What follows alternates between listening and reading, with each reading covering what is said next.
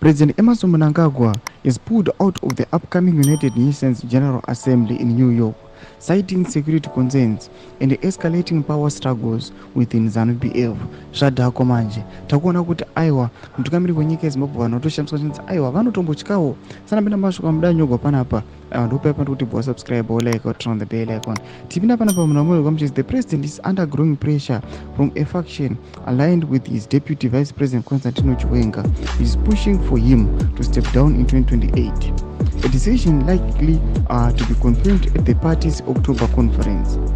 Mnangagwa, however, is rallying his supporters to block Chiwenga and extend his rule beyond 2028 constitutional mandate. His fear of traveling comes after his escaped death last Sunday when his military helicopter crashed in Masvingo.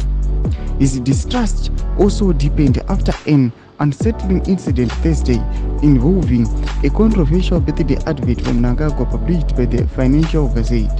The advert mistakenly included "Rest in Peace," an editorial blunder that has raised suspicions of foul play within government's ranks.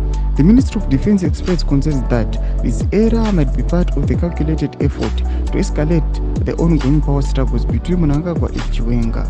Tochitiko chatiri kuona chiitika munyika yeZimbabwe achiona mutungamiri wenyika aiwa achifailure vanhu achinosnaba the United Nations Summit aiwa achiti aiwa izvo hazvisi safe kwandiri achiti aiwa vakomana mukunosara mukasteja Coup vakaona kuti aiwa andizosara zvake achizodzoka but vanhu vatoita zvanoda kuita the military yatopedza masports kare. Zvinhu zviri kuitika munyika yeZimbabwe vanhu zvavari kuvhunduka vanyatso kuona kuti aiwa vakuru ava vanotya.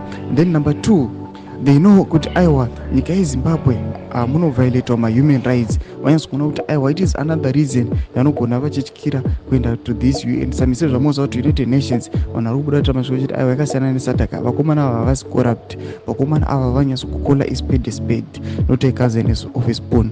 Tudze mafunguro enyu pene comment section medu, subscribe or like and turn on the bell icon.